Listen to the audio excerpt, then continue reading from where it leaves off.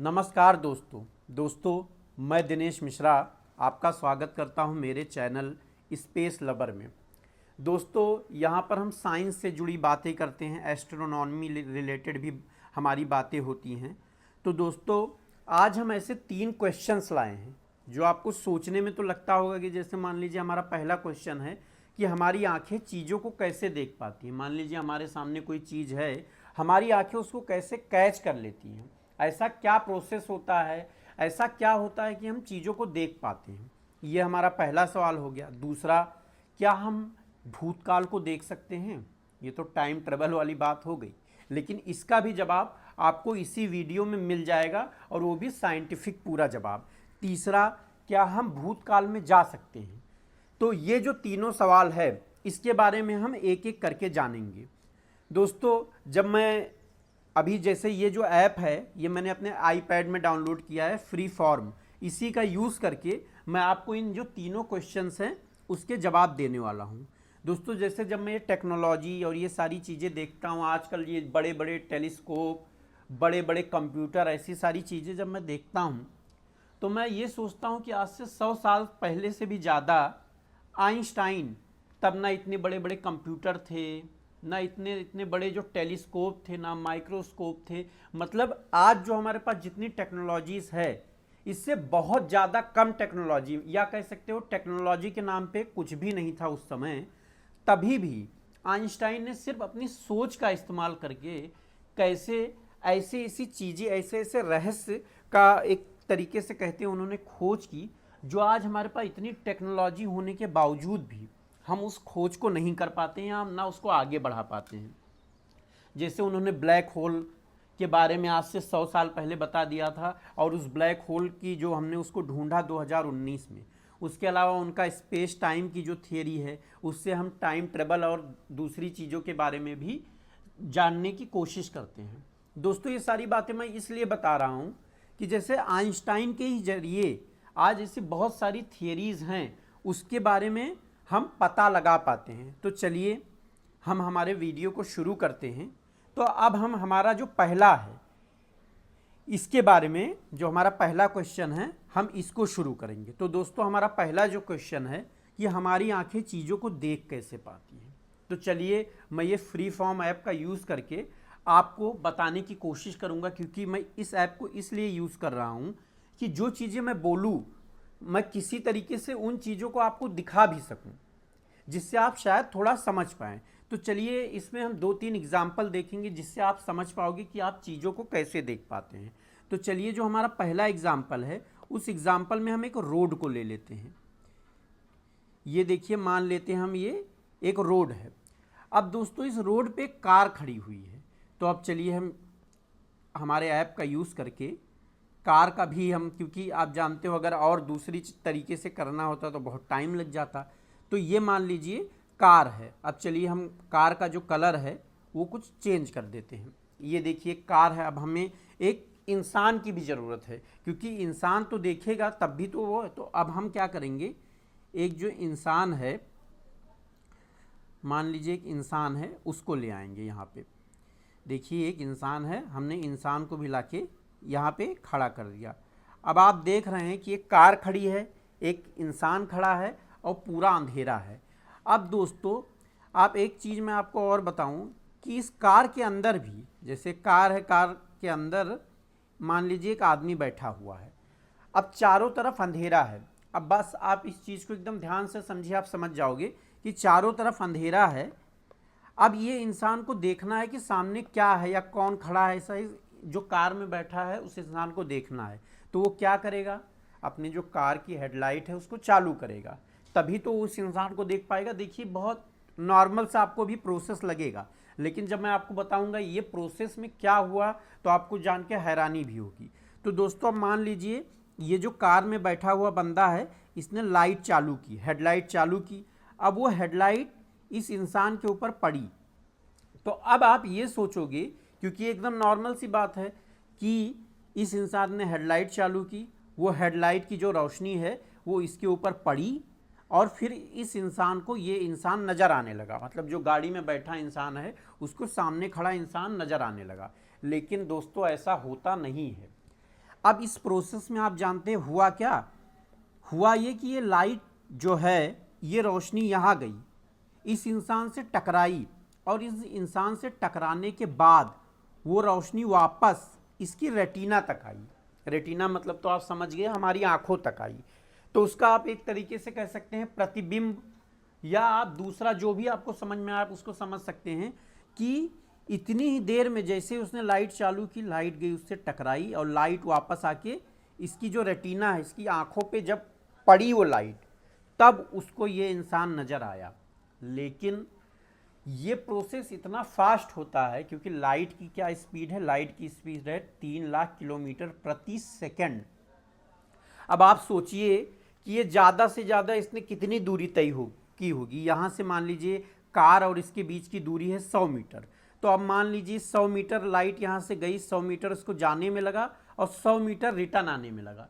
मान लीजिए उसने सिर्फ 200 मीटर की यात्रा की, तो आप सोचिए जो 1 सेकंड में 3 लाख किलोमीटर की यात्रा करता है, वो 200 मीटर की यात्रा में उसको कितना टाइम लगा होगा। 1 सेकंड का हो सकता है 10 लाखवां हिस्सा उसको इतना सारा प्रोसेस करने में लगा हो। अब सोचिए कि हमको वो चीज़ नज़र ही नहीं आ सकती, ये चीज़ें इतनी फास्ट हुई। तो आप ये समझ गए कि इसको लाइट, जब ये लाइट इससे टकराई वापस आई, तब इस इंसान को सामने वाला इंसान नज़र आया। देखिए, किसी चीज़ को देखने के लिए सबसे ज़रूरी चीज़ क्या है, लाइट। अगर लाइट वहाँ पर नहीं है तो आप उस चीज़ को नहीं देख सकते हैं। चलिए, ये पहला एग्जाम्पल हो गया। अब आपको मैं यहीं पे एक और छोटा सा दूसरा एग्जाम्पल दे देता हूँ। चलिए, अब ये मेरा दूसरा एग्जाम्पल आप समझिए कि ये एक कमरा है। अब चलिए, इसमें मैं ऐसे ही एक स्टिक डिज़ाइन आपको बना देता हूँ। ये मान लीजिए एक कमरा है, तो ये हंसीएगा मत, ये सिर्फ एक एग्जाम्पल के लिए। यहाँ पर एक आदमी है और यहाँ पे लाइट लगी हुई है, और ये इस कमरे भी आप मान लीजिए पूरी तरीके से अंधेरा है। अब वो जो आदमी है वो अपने हाथ की तरफ देख रहा है, उसको अपना हाथ देखना है, वो अपने हाथ की तरफ देख रहा है। अब होता यह है कि किसी ने मान लीजिए लाइट चालू कर दी। अब होगा क्या कि फिर से देखिए, ये लाइट चालू हो गई, यहाँ से रोशनी चारों तरफ फैलने लगी। हम मान लेते हैं रोशनी चारों तरफ पूरे कमरे में फैल रही है, पूरे कमरे को रोशन कर रही है। अब मान लीजिए इसके हाथ पे इसके सारी जो भी है रोशनी पड़ी, लेकिन इसको अपने हाथ देखना है, मतलब मान लीजिए इसको अपनी हथेली देखना है। तो अब यहाँ पे प्रोसेस क्या हुआ, प्रोसेस दोस्तों ये हुआ कि लाइट आई, लाइट इसकी हथेली पे पड़ी, हथेली पे पड़ने के बाद टकरा के जब ये इसके रेटिना तक गई, तब इसको अपना हाथ नज़र आया।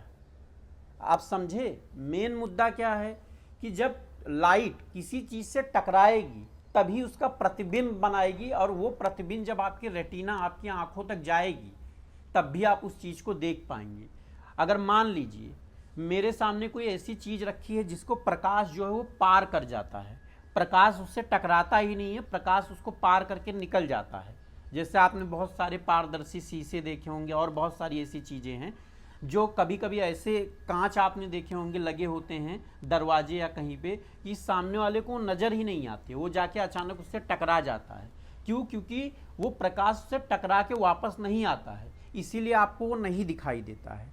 तो किसी चीज़ को देखने के लिए जो प्रकाश है, मैं आपको कोई ऐसा एक टीचर बन के नहीं पढ़ा रहा हूँ, बस मैं अपने हिसाब से कोशिश कर रहा हूँ कि मैं आपको चीज़ें समझा पाऊँ, क्योंकि जो हमारा पहला क्वेश्चन है उस क्वेश्चन को हम समझ जाएंगे कि हम चीज़ों को कैसे देख पाते हैं, तभी जो हमारा दूसरा क्वेश्चन है कि क्या हम भूतकाल में देख सकते हैं, उसको समझ पाएंगे। तो दोस्तों, ये जो है कि प्रकाश जब किसी चीज़ से टकराएगा तब भी आप उस चीज़ को देख पाएंगे, वरना आप उस चीज़ को नहीं देख पाएंगे। ये हमारा दूसरा एग्जाम्पल हो गया। चलिए, अब इसी बात पे मैं आपको एक तीसरा एग्जाम्पल दे देता हूँ। ये एग्जाम्पल थोड़ा सा हम बड़े प्रापेक्ष में बात करेंगे। अभी तक तो हम प्रकाश की जो दूरी है वो 100 मीटर, 200 मीटर, 50 मीटर की देख रहे थे, लेकिन अब हम जो प्रकाश की दूरी है उसको लाखों किलोमीटर तक लेके जाएंगे। इससे हो सकता है कि आप ज़्यादा समझ पाओ। तो दोस्तों, अब हम मान लेते हैं फिर से हमारा एक एग्ज़ाम्पल है। हमारा एग्ज़ाम्पल फिर से वही है कि एक रोड है, उस रोड पर एक इंसान खड़ा है, देखिए मान लीजिए वो इंसान खड़ा है, ये बस मैं आपको एग्जाम्पल के लिए ही बता रहा हूँ। अब चंद्रमा, हम बात करने जा रहे हैं चंद्रमा और सूरज के बारे में। अब ये देखिए, मान लेते हैं हम यहाँ पे चंद्रमा है, अभी इस इंसान को चंद्रमा नज़र नहीं आ रहा है। चलिए चंद्रमा का कलर भी हम चंद्रमा जैसा कर देते हैं अभी फ़िलहाल में, लेकिन इस इंसान को चंद्रमा नज़र नहीं आ रहा है। क्यों नहीं नज़र आ रहा है? क्योंकि चंद्रमा पर कोई रोशनी पड़ ही नहीं रही है। जैसे आप देखते हैं ना कि चंद्रमा एक समय ऐसा आता है कि आपको पूरा दिखाई देता है, और एक समय ऐसा आता है कि चंद्रमा पूरी तरीके से गायब हो जाता है, आपको दिखाई ही नहीं देता, आपको लगता है कि जैसे चंद्रमा कहीं चला गया है क्या। तो वो कैसे होता है, वो प्रोसेस के बारे में भी आप अभी समझोगे। अब हम मान लेते हैं इंसान ऊपर देख रहा है, इसको चंद्रमा नहीं नज़र आ रहा है। अब हम मान लेते हैं कि उसी समय सूर्य की जो रोशनी है वो चंद्रमा पर पड़े। अब मान लीजिए, चलिए हम सूर्य को भी उसका कलर दे देते हैं। थोड़ा सा, मैं इतना अच्छा तो डिज़ाइनर हूँ नहीं, लेकिन मैं कोशिश कर रहा हूँ। अब मान लीजिए उसी समय सूरज निकला, तो अब होगा क्या कि जैसे मान लीजिए सूरज तो इस तरफ है, चंद्रमा इस तरफ है, और हमारी पृथ्वी नीचे की तरफ है, मान लेते हैं एक तरीके से। तो अब होगा क्या, होगा ये कि जो सूर्य की रोशनी है, ये एक सेकेंड ये देख लेते हैं। हाँ, ये जो सूर्य की रोशनी है ये चंद्रमा पर जाएगी, हमारी पृथ्वी पर भी आएगी, लेकिन अभी हमारा परपेच क्या है, चंद्रमा को देखना। तो ये जो है ये चंद्रमा पर जा रही है, ठीक है। अब ये जो सूरज की रोशनी है ये चंद्रमा से टकरा रही है। तो अब आप ये सोचोगे कि जैसे ही सूर्य की रोशनी चंद्रमा पे टकराएगी वैसे हमें चंद्रमा नज़र आने लगेगा। नहीं, फिर से यहाँ पे वही एग्जाम्पल आ जाता है कि दोस्तों सूर्य की रोशनी जब चंद्रमा पर टकराएगी, उसके बाद वो जब हमारी टकरा के वापस हमारी आंखों तक आएगी, तब हमें चंद्रमा चमकता हुआ नज़र आएगा, है ना। क्योंकि सूरज की रोशनी इतनी है कि चंद्रमा हमें चमकता हुआ नज़र आता है, क्योंकि सूर्य के अलावा किसी भी ग्रह के पास अपनी रोशनी नहीं है। उस पर जब सूर्य की रोशनी पड़ती है, जैसे जुपिटर पे जब सूर्य की रोशनी पड़ती है, शनि पे पड़ती है, या मार्स पे पड़ती है, तब हमें वो ग्रह नज़र आता है। अगर सूर्य की रोशनी उस पर ना पड़े तो वो ग्रह हमें नज़र नहीं आएगा। तो चलिए, मुझे लग रहा है आप इस चीज़ को तो समझ गए होंगे कि चीज़ों पे जब रोशनी टकरा के हमारे आंखों तक आती है तब हम उस चीज़ को देख पाते हैं। तो ये अब हमारा पहला एग्जाम्पल हो गया। अब इसी चीज़ को रिवर्स करते हैं, जो मैंने आपको एग्जाम्पल दिया उसी एग्जाम्पल को रिवर्स करते हैं कि क्या हम भूतकाल को देख सकते हैं, ठीक है। अब चलिए, अब इसी चीज़ को हम रिवर्स कर रहे हैं। रिवर्स क्या कर रहे हैं? रिवर्स ये कर रहे हैं कि देखिए, अब मान लीजिए सूर्य की जो रोशनी है, अब ये देखिए हम हमारे दूसरे क्वेश्चन पे हैं कि जो सूर्य की रोशनी है ये चंद्रमा पे टकराई, इसमें एक तरीके से इसने चंद्रमा का प्रतिबिंब लिया। आप मान लीजिए कि ये चंद्रमा पे टकराई, इसने चंद्रमा का एक प्रतिबिंब लिया। मान लीजिए आप एक तरीके से समझ लीजिए फोटो लिया।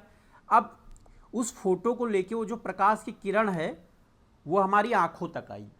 तो वो जो प्रकाश की किरण है हमारी आंखों तक जो आई है वो अभी की नहीं है, वो लगभग 1 सेकंड पहले की है। आप नहीं समझे, वो ऐसे आप समझिए कि हम जिस चंद्रमा को देख रहे हैं वो चंद्रमा 1 सेकंड पुराना है। हम जब भी पृथ्वी से चंद्रमा को देखते हैं तो चंद्रमा कितना मिनट पुराना और कितना सेकंड पुराना होता है? 1 सेकंड पुराना। कैसे कि जैसे हम मान लेते हैं कि चंद्रमा की जो दूरी हो तो पृथ्वी से 3,84,000 किलोमीटर है, लेकिन हम मान लेते हैं एक तरीके से 3 लाख किलोमीटर हम मान लेते हैं।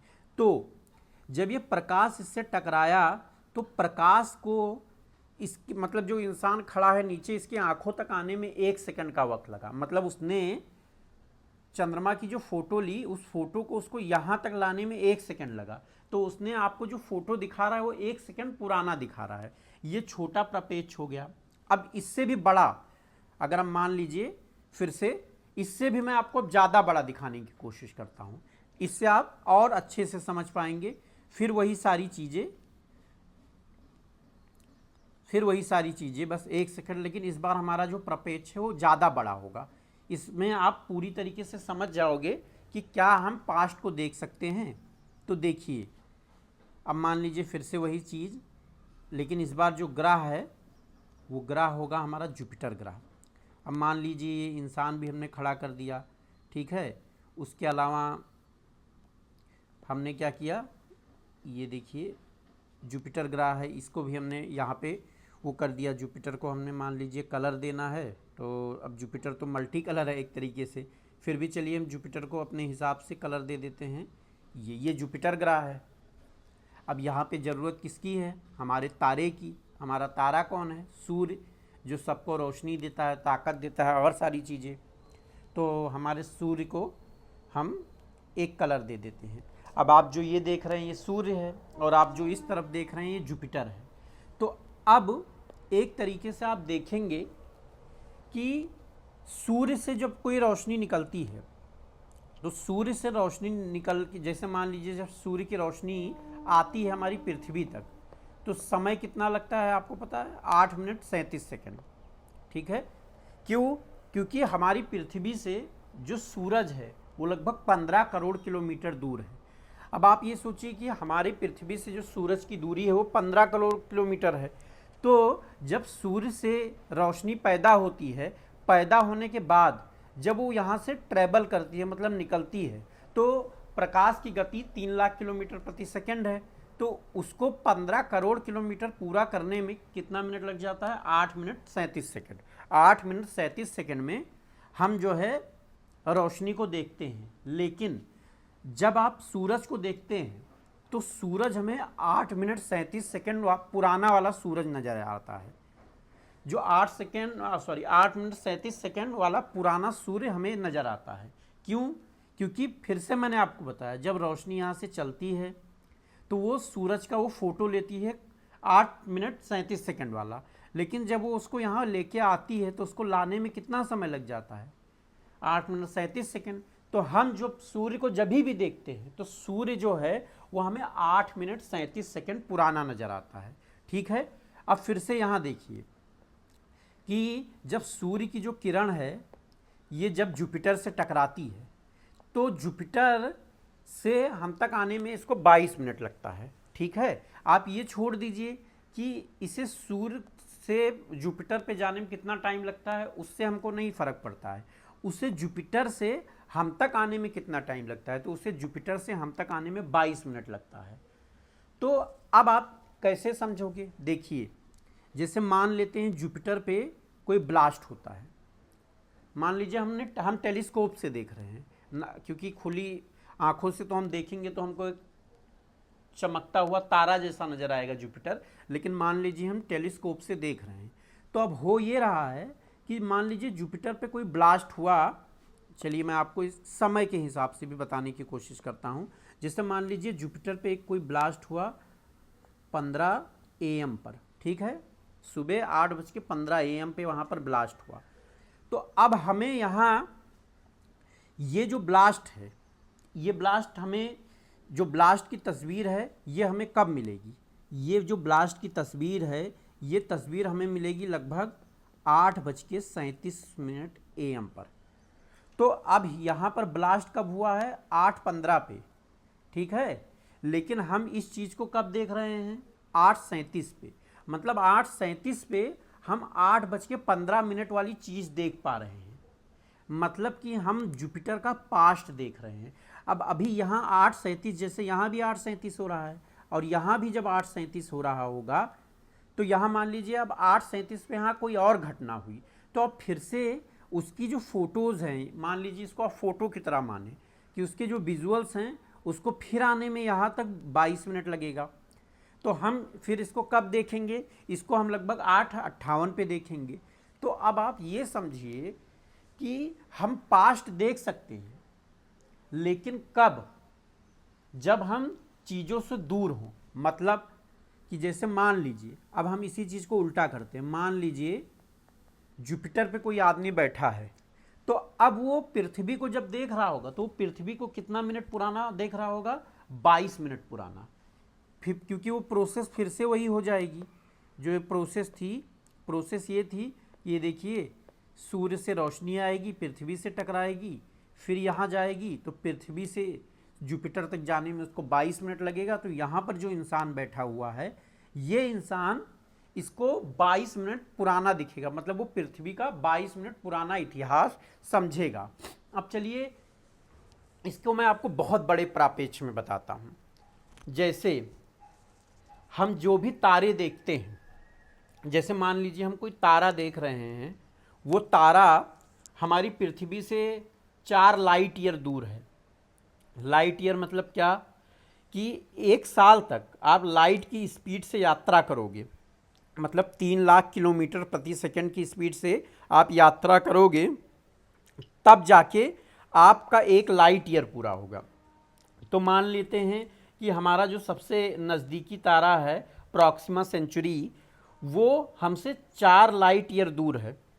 तो अब जब हम कभी भी पृथ्वी से प्रॉक्सिमा सेंचुरी को कभी भी जब हम पृथ्वी से दोस्तों देखते हैं तो वो हमें 4 साल पुराना नज़र आता है। कैसे? फिर चलिए मैं आपको इसी पे वही एग्जांपल ही बता देता हूँ। देखिए ये मान लीजिए हम हैं, ये हमारी पृथ्वी है और ये है प्रॉक्सिमा सेंचुरी, ठीक। अब क्या होता है कि उसकी जो लाइट है उसको हमारी पृथ्वी तक आने में कितना समय लग जाता है? 4 साल। तो हम जब भी प्रॉक्सिमा सेंचुरी को देखते हैं, क्योंकि हम उसको वैसे तो देख नहीं सकते हैं, हमको टेलीस्कोप की ज़रूरत होती है, तो जब भी हम उसको देखते हैं तो हमें कब 4 साल पुराना नज़र आता है। वही आप इसको आप उल्टा समझिए कि जब प्रॉक्सिमा सेंचुरी से कोई हमारे पृथ्वी को देखता होगा तो हमारी पृथ्वी 4 साल पुरानी नज़र आ रही होगी। मतलब कि अगर मान लीजिए अभी प्रॉक्सिमा सेंचुरी पे कोई है और वो हमारी पृथ्वी को देख रहा है, तो अब भी हमारी जो पृथ्वी है वो उसको 2020 वाली नज़र आ रही होगी। उसको 2020 का कोरोना का जो टाइम था वो सारी चीज़ें नज़र आ रही होंगी, या जो भी घटनाएं हैं वो घटनाओं की। और जो ये हमारा 2024 है, इसकी जो लाइट है अभी यहाँ से जो लाइट निकल रही है, मतलब कि यहाँ से जो प्रतिबिंब बन रहा है या जो लाइट हमारी फ़ोटो लेके जा रही है, उस फोटो को वहाँ पर पहुँचने के लिए 4 साल का समय लगेगा। तो फिर ये जो 2024 वाली चीज़ है वो कब वहाँ पर बैठ के देखेगा? 2028 में। और इससे भी बड़े प्रापेक्ष की बात कर लो आप, तो हम जितने भी तारे देखते हैं, जितने भी वो हमसे अरबों अरबों लाइट ईयर दूर हैं, तो हम उनका बहुत पुराना मतलब बहुत पुराना हम उनका वो देखते हैं। अभी ऐसे बहुत सारे तारे होंगे जो ख़त्म हो चुके होंगे, लेकिन हम यहाँ से देख रहे हैं तो वो तारे हमें नज़र आ रहे हैं। जैसे अब मान लो सूर्य की बात कर ले, अगर सूर्य गायब हो जाए, मान लेते हैं चलिए कि सूर्य गायब हो गया, तो सूर्य के गायब होने का भी हमको पता 8 मिनट के बाद चलेगा। मतलब कि हमें 8 मिनट बाद पता चलेगा कि सूरज अब नहीं है। 8 मिनट तक सूरज की रोशनी आती रहेगी, लेकिन 8 मिनट बाद हमको ये पता चलेगा कि सूर्य नहीं है। या हम ग्रह जुपिटर की बात कर ले कि जुपिटर अभी जिस जगह पर है वो हम उसका देख रहे हो 22 मिनट पुराना है। चलिए ये एक हिसाब से मुझे लग रहा है आप समझ गए होंगे। चलिए एक छोटा सा इसमें एक और उदाहरण मैं दे देता हूँ कि जैसे हम किसी इंसान को देख रहे हैं, वो इंसान हमारे सामने बैठा हुआ है, ठीक है। तो उस इंसान को चलिए हम ये उदाहरण ले लेते हैं। चलिए इसी उदाहरण को मैं फिर से आपको रिपीट कर रहा हूँ कि ये सामने वाले जो कार वाला है, इसने ये चालू किया, ये यहाँ लाइट पड़ी, ये यहाँ पे आया। तो दोस्तों लाइट को यहाँ से लेके यहाँ तक यात्रा पूरा करने में जितना टाइम लगा, अब वो नैनो सेकंड में उसको टाइम लगा हुआ है, उतना पुराना ये इंसान का वो भूतकाल देख रहा है। ये क्योंकि ये बहुत छोटा प्रापेक्ष है, इतने छोटे में हमको पता ही नहीं चलता है कि हम सामने वाले का भूतकाल देख रहे हैं। वो भूतकाल चाहे नैनो सेकंड पुराना ही हो, लेकिन हम देख तो भूतकाल ही रहे हैं ना। चलिए एक और छोटा उदाहरण अगर समझने के लिए, एक और छोटा सा, कि जैसे देखिए ये स्टेडियम है, स्टेडियम मान लेते हैं मुंबई का, ठीक। और हम बैठे हैं दिल्ली में, हम हमारी टीवी पर देख रहे हैं, तो हमको स्टेडियम में जो भी चीज़ लाइव चल रही है वो हमको टीवी पर कब 2-3 सेकंड लेट ही दिखाता है। मतलब कि हम एक तरीके से जो हमारे खिलाड़ी खेल रहे हैं उनका हम 3 सेकंड पुराना वाला विजुअल देखते हैं। हम उनका पूरा एकदम लाइव वाला नहीं देख पाते हैं, हम उनका 3 सेकंड पुराना वाला देखते हैं। क्यों? क्योंकि होता ये है कि जो सैटेलाइट है, यहाँ से जो भी वो लोग फ़ोटो और सारी चीज़ें लेते हैं वो पहले कहाँ जाता है? सैटेलाइट पे जाता है।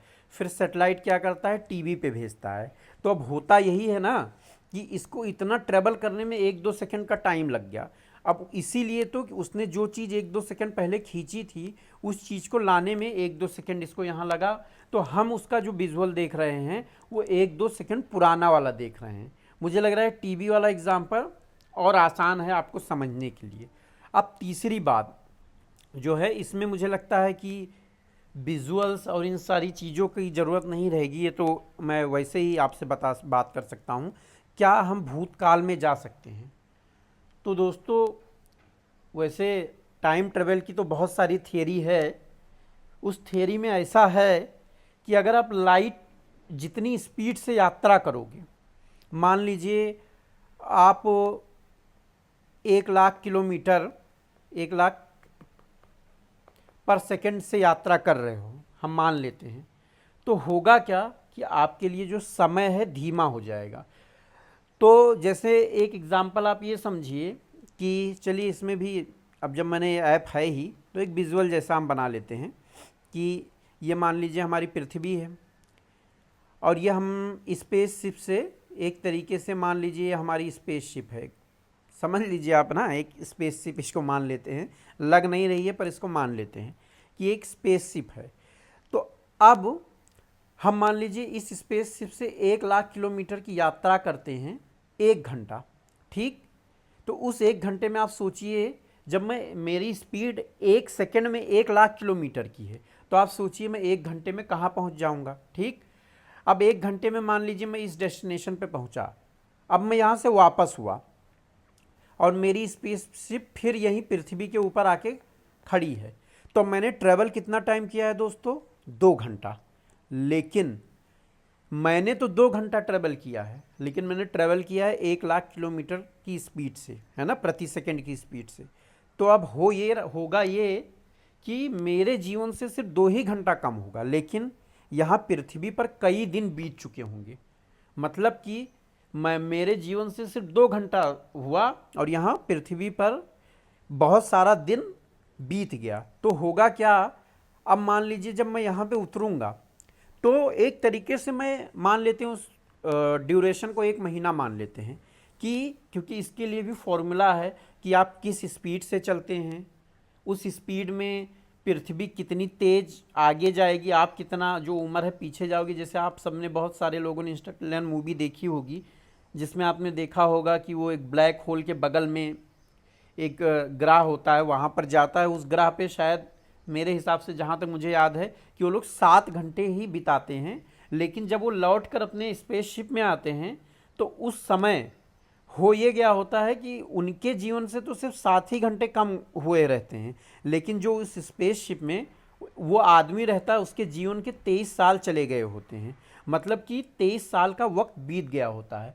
तो ऐसा क्यों होता है?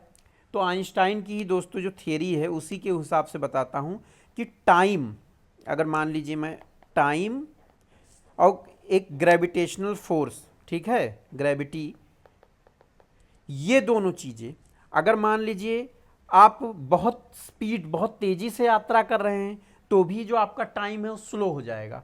दूसरा कि आप किसी ऐसी जगह पर हैं जिसकी ग्रेविटी बहुत ज़्यादा है, मतलब पृथ्वी के मुकाबले आप मान लीजिए बहुत ज़्यादा है, तो होगा क्या, वहाँ भी जो आपका समय है वो धीमा चलने लगेगा और जो और लोगों का समय है वो नॉर्मल चलता रहेगा, लेकिन आपका जो समय है वो धीमा चलता रहेगा। वैसे इस पे मैं अलग अलग तरीके से एक चैप्टर बनाता जाऊंगा, लेकिन अभी मुझे जहाँ तक लगता है कि ये जो तीनों हैं क्वेश्चन, इनका समाधान हुआ होगा। और मैं ये फ्री फॉर्म है इसको सीखने की कोशिश कर रहा हूँ, क्योंकि दोस्तों बात ये हो जाती है कि अगर आप पूरी तरीके से एनिमेशन से बताने की कोशिश करोगे और सारी चीज़ों की कोशिश करोगे, तो वो जो एनिमेशन है उसी को बताने में, मतलब उसी सबको बनाने में इतना ज़्यादा टाइम चला जाता है कि आप जो चीज़ समझाना चाहते हो उस पर आपका ध्यान ना रह के आपका सारा ध्यान, आपका सारा टाइम उस एनिमेशन पर चला जाता है। और मेरे हिसाब से मेरी सोच जो कहती है कि अगर इंसान समझदार है तो उसको एनिमेशन और इन सारी चीज़ों की ज़रूरत नहीं होगी, वो ऐसे ही समझ जाएगा। तो दोस्तों, आपको ये मेरा वीडियो कैसा लगा, अच्छा लगा, बुरा लगा, आपको ये चीज़ें समझ में आई या नहीं आई, इन सारी चीज़ों के बारे में आप मुझे कमेंट में बता सकते हैं। धन्यवाद दोस्तों।